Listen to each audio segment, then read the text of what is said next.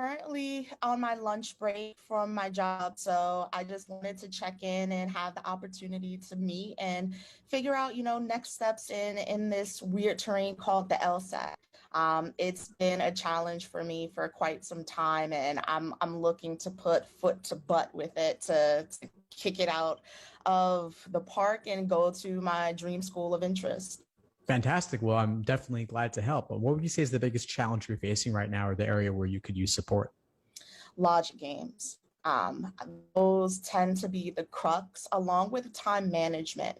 When I find myself getting in the groove of things and feeling like I finally have some control and making sure that the answers are correct, I run out of time.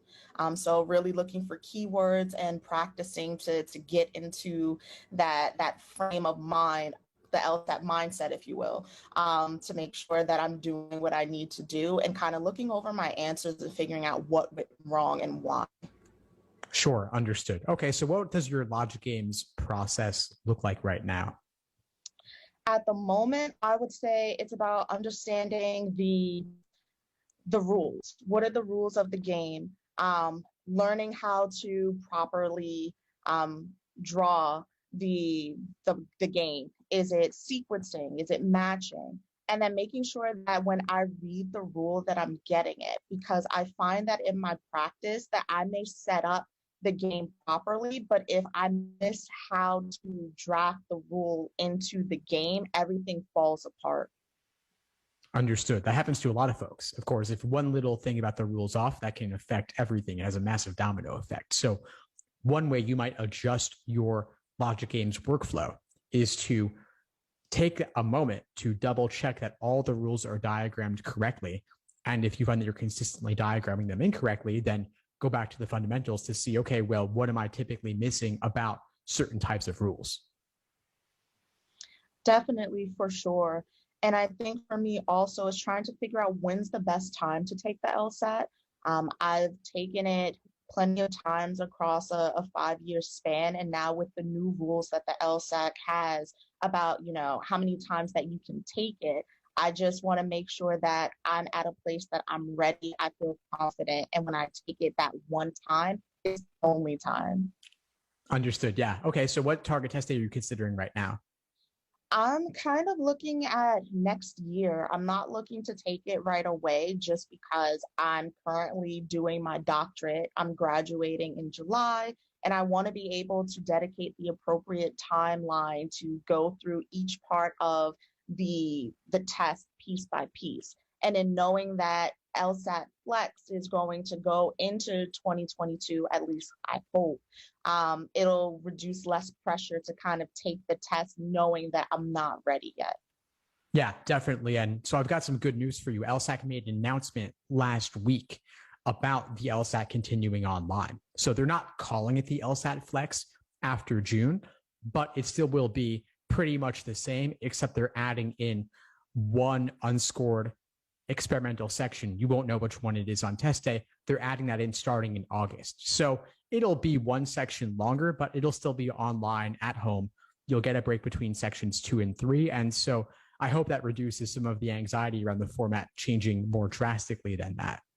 Oh, yeah, for sure. I think my curiosity would kind of be what were what were the variables that were into play for the experimental section to be added now since things have been kind of consistent since the pandemic began? Yeah, well, I think, and LSAC probably won't say too much more about this, but my guess is that is a pretty reasonable one, I think, which is that they need a way to test out future questions. The LSAT actually, for the majority of its history, they would always give an experimental section.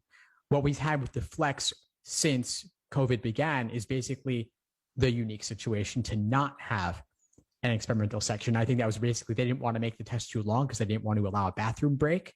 But now with 4 sections, human body has limitations. They want to give people the bathroom break, and so they're adding in. They need to add the experimental section because they've only got so many tests in the bank. They need to be able to develop new questions, and experimentals administering those is part of that process. But speaking now in February, you're talking about taking the LSAT next year, I just want to acknowledge you for that decision, because so many people want to knock this out in just a couple of months when it really is important enough that it warrants more time, considering how big a factor it is in the admissions process. So I'm glad you're taking it slow. Of course, I think that one of the advantages in my time of like knowing the LSAT is that I used to be that student. I used to be that person to be like, I need to take the LSAT right now. And the lesson that I learned from that is haste makes waste. And when you take the LSAT so many times, even though LSAT, like law schools, they look at the fact of, this is the most recent score. I've also had feedback from admissions where it's just like they don't average the scores, but they take a look to see where you were and where you're at now. And if they don't see that much of a difference, it does get weighted into whether or not you're a waitlisted candidate versus being admitted. And that's kind of my worry, is that I don't want to repeat that process. I want to make sure that I'm looking at what the median score is for law schools, making sure that I'm either hitting the median or at least at minimum the 25th scoring percentile to give me a fighting chance. And I think with my well-roundedness on my resume, I do have a decent shot. It's just this one thing called the LSAT kind of getting in the way of that. Certainly. Yeah. I mean, I can understand the impulse there. You want to get it right when you ultimately take it, and then, of course, get the highest score possible. You don't want to have more takes on your record than you need. And I know you said you took it before, and there's the retake limits to consider. And so now you're taking it slower. I mean, ultimately, they'll care about the score in the end, but there are retake limits that went into effect last year. You don't want to take it more times than you need. And so if you want to make sure that you're solidly above the 25th percentile, if not higher, then it takes some time, especially if you have other obligations going on, like the doctorate. For sure.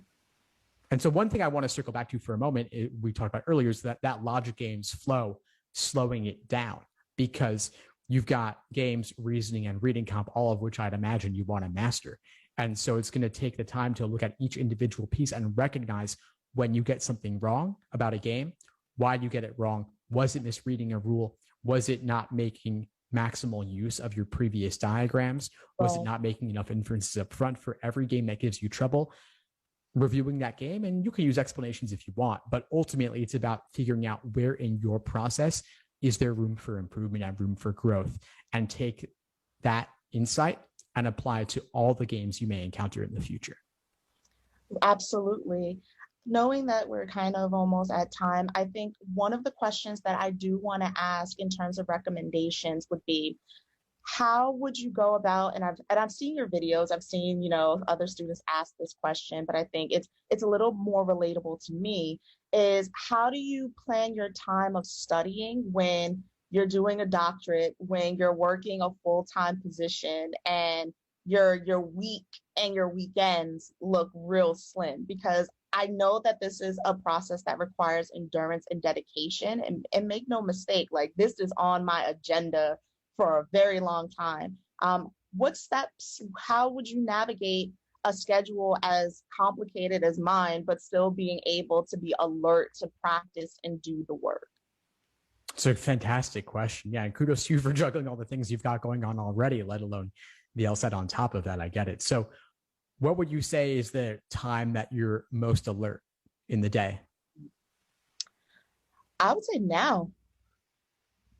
Right now, my time would be from 12 to 3. And sometimes when I get out of work, I'm skeptical of trying to do things after work, because I'm already kind of exhausted with the day, and I want to dedicate the time when I'm most awake and aware. Yeah, no, the LSAT requires that you be awake and aware. If you're tired, if you're feeling sleepy, if you're feeling burnt out, and it's late in the evening, for example, then you're not going to get the full benefit out of it. And then it can be frustrating to put in LSAT time, but just be getting the questions wrong. So my suggestion for you would be, use that 12 to 3 time when you can. Of course, you also may want to use that alert time for your full-time job or for the doctoral thesis and such, and other work related. But if there's not a pressing deadline for one of those other obligations you have, you may want to carve out maybe one day a week to focus on the LSAT specifically. So maybe Fridays from 12 to 3, you block it off on your calendar. That is LSAT time. If you have a deadline Friday 5 p.m. Friday 5 p.m., then maybe you'll want to switch that day that week, or maybe take that week away from the LSAT. But I would love for you to be able to at least carve out 10 minutes a day. If that's it, 10 minutes a day, maybe 12 to 12:10 each day, that's your LSAT time.